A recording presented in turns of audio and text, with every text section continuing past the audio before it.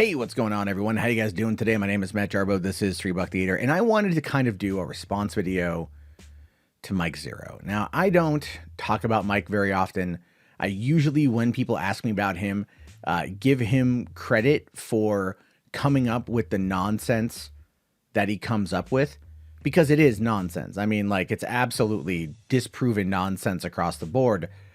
So much so that after the Rise of Skywalker, you just stopped hearing about Mike Zeroh. Metro.co.uk stopped running his scoops as legitimate news sources. And while he has grown in subscribers, I think because he took an anti-Disney Star Wars turn, and that does get you a lot of play here on the platform. I saw a video of his today that just made me want to put my head through the goddamned wall. And that was a video he put out talking all about how Bob Chapek is killing Kathleen Kennedy's high ground, or the High Republic plotline, or her plans for it, and that he's bringing in George Lucas to rewrite everything.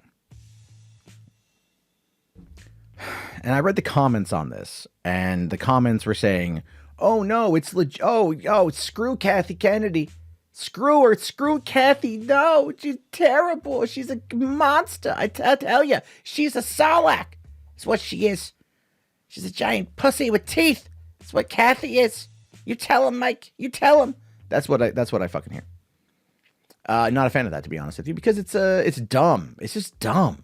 Like, look, I understand in regards to creating the work that Mike Zeroh does, that there's a lot that goes into it. I mean, the dude, I give the guy credit for being able to become like the National Enquirer of Star Wars, right? Or the Weekly World News of Star Wars. It's just fake. And everyone knows it. Everyone knows it. But people out there, they don't want to sit there and argue against it for some reason. They're either afraid to. I know I'll get crap for this. I criticized Grace Randolph yesterday, and a bunch of her simps were in my comment section going like, "How dare you criticize Grace Randolph?" Well, because she says something stupid, so I'm gonna criticize it. Mike Zeroh says something stupid, so I'm gonna criticize it. Hey, guess what? When I say stupid things, which are frequent, people criticize it. It's how it goes. But in regards to this specific situation, this is why I want to respond to it. It's because it's so ludicrous that it enters like the realm of you have to ask yourself, what IQ level of people is he preaching this to? Like, who in their right mind would fundamentally believe this? And yeah, I'm going to be stubborn on this front because it's so dumb. So let's talk about the high ground. What is it? It's a series of books. It's a series of comics, young adult stories, things like that are going to be coming out this summer, August, I believe, if not delayed due to the situation we currently find ourselves in. And as a result of that, they're telling a story that takes place 200 years before the events of the prequel trilogy, featuring a whole new Jedi and a whole new Republic, and it's in a much different place. And as a result of that, it's the stories that come out of that in dealing with the Nihil, the villains, the space Vikings, the Raiders, the Marauders, whatever you want to call them. They're going to be the ones that end up being the problem. And that's it. That's the story. That's what we know about it so far. We know nothing else. In the video, Mike Zeroh claims that Kathy wanted Jurassic Park, but with Jedis. And that Bob Chapek was like, no dinosaurs, no Jedis on dinosaurs, nothing. Get rid of it all. Except it's kind of dumb. It is kind of dumb because, for one, all we have to go on in regards to dinosaurs and Jedi is a screenshot from that whiteboard of just breaking down potential ideas while they're brainstorming for what to put in the High Republic. And I believe it was in like the wish list section was dinosaurs. Okay, I think that was in the wish list section was dinosaurs. So really, it's not like anything we know that's in the book or in the comics or anything else. We don't know any of that. It's possible.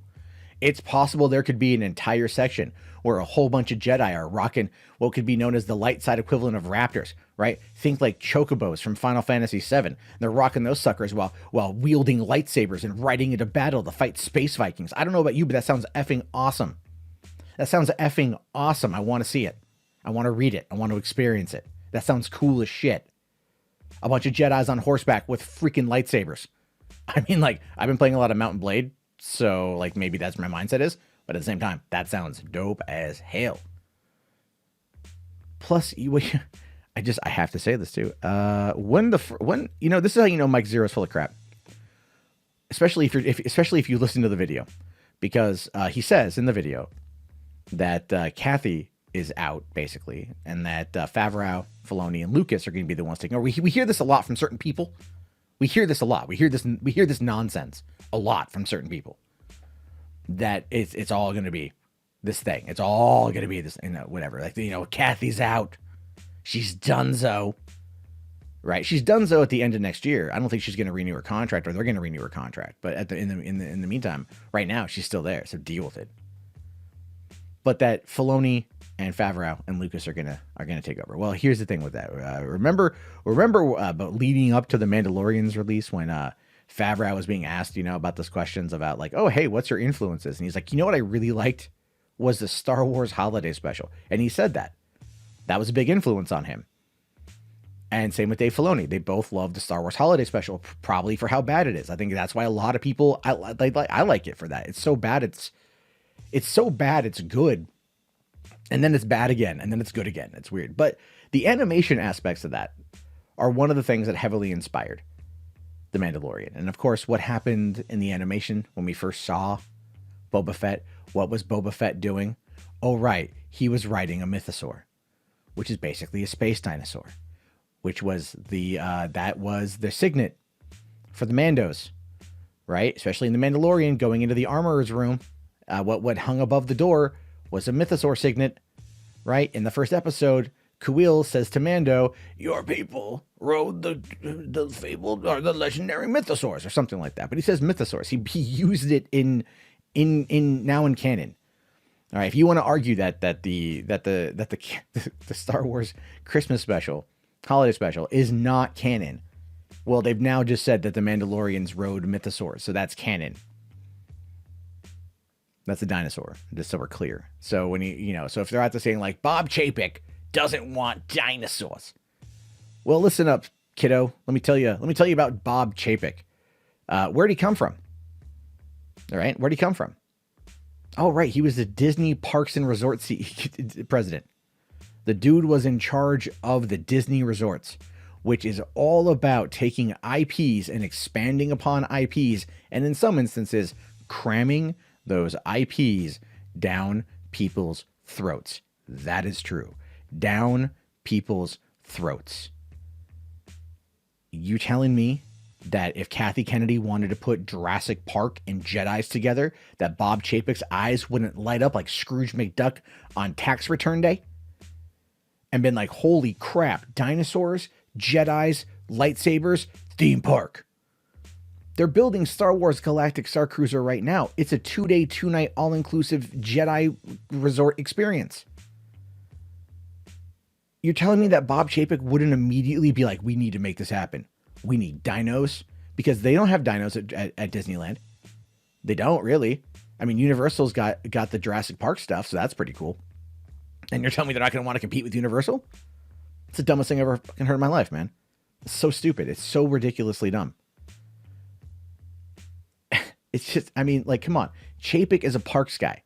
Anything Kathy wants to do that could tie into a park scenario is going to be something Chapek is interested in. And right now, none of that is even remotely on his plate. None of that is on his plate. Let me tell you why none of it's on his plate. We're dealing with a global pandemic that shut down every Disney theme park. He's taken a 50% pay cut. Bob Iger's taken a 100% pay cut. And a lot of the employees, the vast majority of all parks employees, are furloughed after April 19th.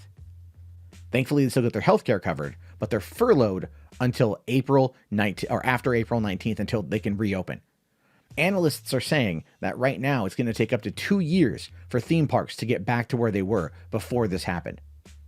Do you really think that Bob Chapek is going to go in and be like, I'm going to rehire George Lucas to say F you to Kathy Kennedy? Bull crap. Kathy is the one Lucas handpicked. Kathy has been Lucas's friend since 1978, I think.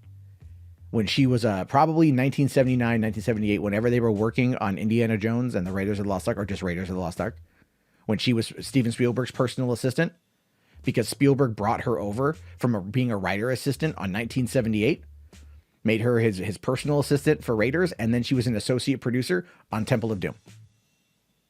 All right, you want to sit there and say you don't like how she's run Star Wars? That's fine. You can say that, and we won't disagree on many facets. But to act like Lucas, who sold this company nearly 8 years ago to Disney, handpicked Kathy to come on in to lead Star Wars to a new generation. He's going to come back into the fold to rewrite the old Republic? Come on, dude. Like, for real, man. The ever-loving hell is... this is why I get worked up over this crap, because it's misinformation. It is people who take the Weekly World News and National Enquirer and InfoWars as being legit. And then they go, yeah, this guy knows what's up. He's got it. Nah, he's just full of crap. And any kind of... you can poke holes into all of it. But this, to me, felt like the most egregious that I'd heard in a while. Because it was so ill-conceived and so dumb. So dumb. Like, I know, Mike, you're trying. I get it, dude. I get it. You're trying to be like, to come up with content every single day, and you want to be creative and flex those muscles and think of the most conspiratorial nonsense you can come up with in order to be able to keep that money coming in, especially right now when we're all making at least 60 to 80% less than we normally do because of the COVID outbreak. How about you actually focus on real news? How about you actually focus on what's going on? How about you stop lying to people for profit? How about that? Because that's what it is at this point. You're just making crap up. You're just making crap up, dude. Anyway, I had to respond to that. I probably went way too far on it. I'll get a lot of people coming in here going like, oh, Matt, you're just being mean. You're just being mean to Mike Zeroh. I applaud his creativity, but there comes a point when you got to also, you also got to remind people that that this is wrong and dumb. And it's just dumb. So dumb. I don't know. I don't have patience for it anymore. I just don't. I don't have patience for it. Like, if you want to be creative about like potential Star Wars leaks for episode 10, it's like, okay, that's harmless. But this is literally like when he's invoking real people. And he's trying to use real people to spin narratives that don't exist. And all you have to do is literally look at the available information that we all know is there. It's just ridiculous stuff. Anyway, I look forward to the Zeroh army and their massive amounts of downvotes. I hope you guys consider subscribing if you want. I can always break down more Mike Zeroh stuff. I would like to talk to him. I mean, I'm being harsh on him right now, but I mean, I find his process interesting. This is one of those things where it's like you stepped out of your comfort zone and now you're trying to invoke actions of real people, which is in no way accurate. So there's that. Anyway, I will talk to you guys all later. Have yourself a great day. Thank you for watching. Subscribe. Check out Hollywood After Dark on twitch.tv/3bucktheater. And peace out.